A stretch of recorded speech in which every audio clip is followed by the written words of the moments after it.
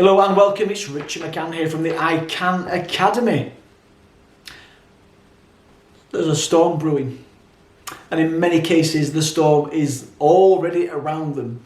This is unprecedented. I've been speaking for 15 years, nearly 3,000 presentations. Do you know something? I may never give a keynote presentation ever again. I do hope that's not the case, but you know something? That might be the case. The world as we knew it may never return again. Right, if you know me, you know that I've been speaking about, well, actually, dealing with turbulent times, dealing with adversity, dealing with setbacks, forced change, and over the last 12 months I've been working on and delivering a resilience workshop. And I've been thinking about it over the last few days. I've been thinking about some of the things that I've been telling my delegates or sharing my delegates over that time. I've been using those tools right now on myself. I want to share something with you. Oops, I've gone back the wrong way. I can be resilient. I said at the beginning of this presentation or this video that there's a storm brewing, and it is fair to say quite stormy out there. I've got a feeling it's going to get worse.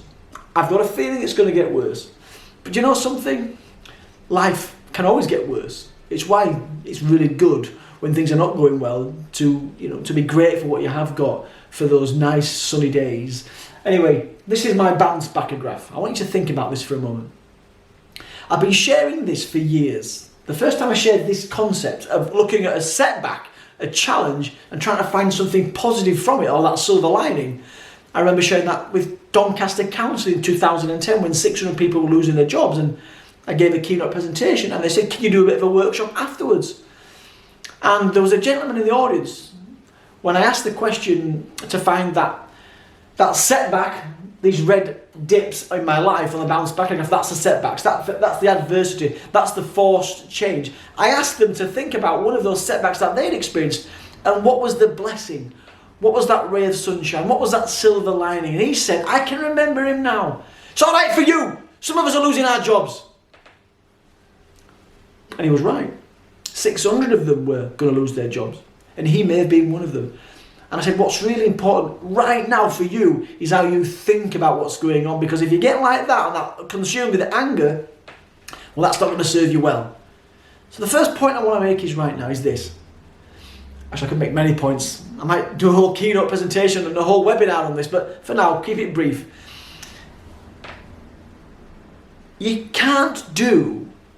Sometimes you can't do anything about the storm that's around us. You can't do anything about that stuff that's happening. Actually, in this case, you can do some stuff, but some of what's going on around us we can't control. I cannot control the fact that I've lost all my bookings for the remainder of this year, and I hope it turns around, but it might not. This red dot here, if you can just see it, can you see it? You can see it over there. That red dot, and in fact all these are setbacks, but the red dot there, at the age of 5, nearly 6, was me losing my mum to Peter Sutcliffe, that serial killer. I can't do anything about that. I can't bring my mum back as much as I'd want her back. But I can decide how I'm going to think about what took place. And as a 5, 6-year-old boy, I told myself, I kid you not, I can remember, nearly 45 years ago, I told myself, do you know what? At least she's not being beaten up. Because she was being beaten up, she was having electric shock treatment, she was having all sorts of turbulent stuff, massive storm around her. And I told myself that she'd been taken by God to give us a better life with my estranged father.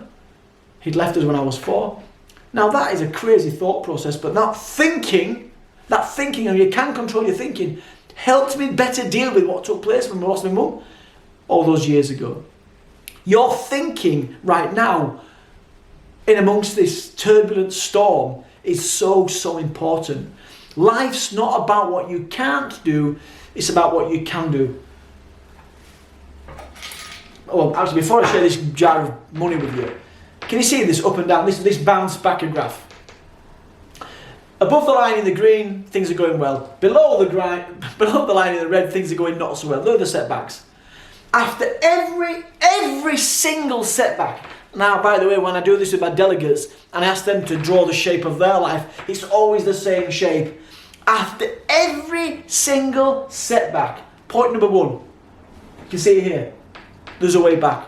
Now, you might not have been through what we're going through right now, but you will have been through some stuff, be fair to say. There's always a way back. Always a way back. And in this case right now, it might take years to get back. And it might not be to get back to where we were, but it'll be to get back out of the red, so to speak. Okay? Now, I just want to share this with you. This is it's Richard's retirement fund. I've cracked the jar, but my peer Tracy got it for me. My retirement fund. And every time we got a bucket, I put £1 in there. So I've stopped doing it actually. I think I stopped at 44. Now, I want you to use this as a metaphor for life. Now, let's just say these £44 coins with the amount that is the amount of energy that you've got. You've only got so much in this metaphor, okay? Right. You've only got this much to invest. Now, if I take all this money and I invest it, let's just say that's the investment fund.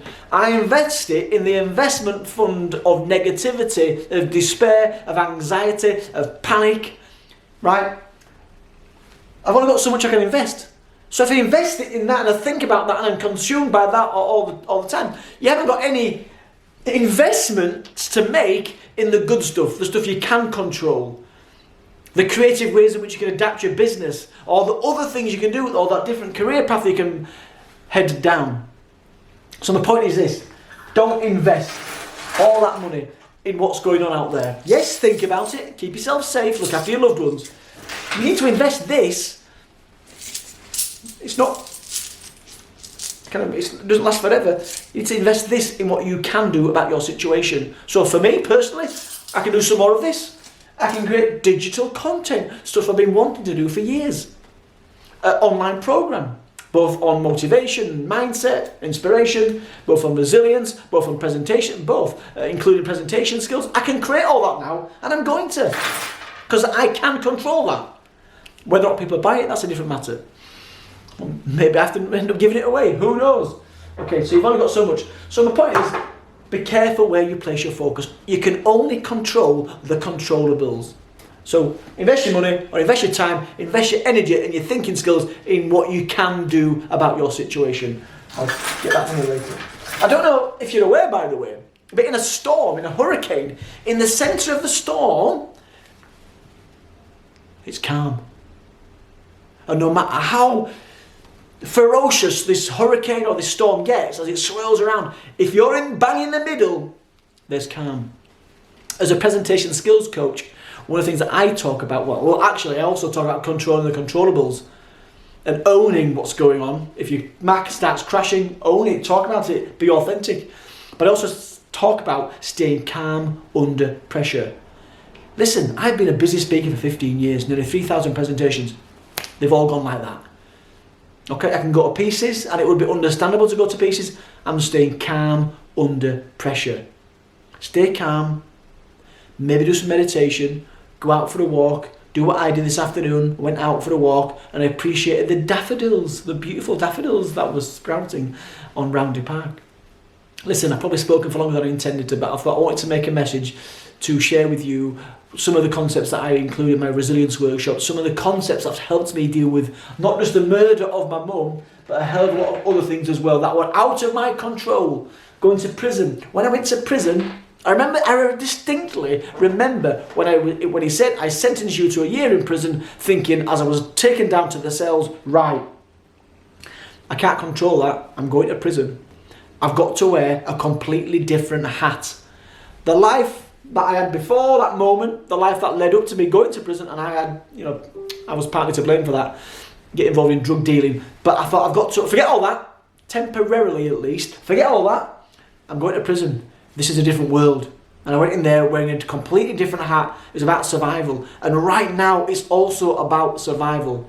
By the way, I'm going to finish with one thing that I think is really important. And maybe, it's the most important thing.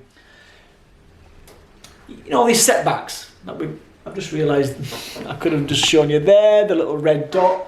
That's the red dot there. That's my mum obviously been killed when I was a child.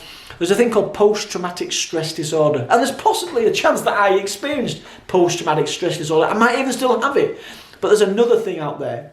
This is not Richard McCann's work.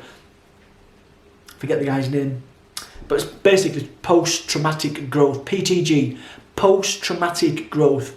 Concept is that when you go through a challenge, when you get your mum murdered, when you lose a job, when whatever, that you grow in some way. You grow in some way, post-traumatic growth.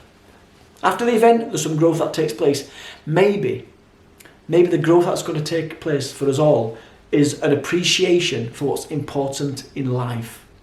The air that we breathe, the food that we eat, having our loved ones close. Maybe that's what we... helping our fellow man or woman.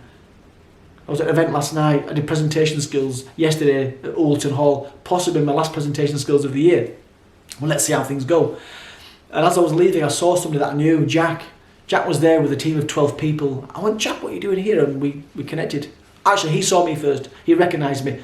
Jack was there because today he was supposed to put a massive event on at Oulton Hall. Sponsors involved, speakers involved, delegates. I think it was an NHS event.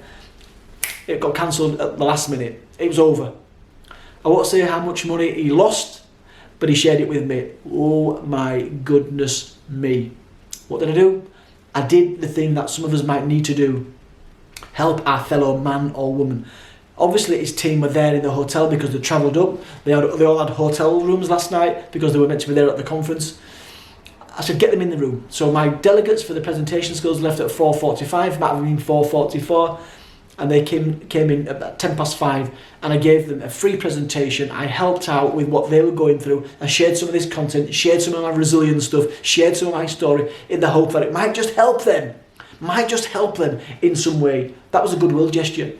So maybe we've got to do a little bit more of the goodwill gestures, as well as think about what we can do to improve our situation. And better go now. Keep yourself safe. There's always a way back. Only control the controllables. And stay calm under pressure. And maybe you need to do that with some meditation, a walk in the park. Lots of love. Bye-bye.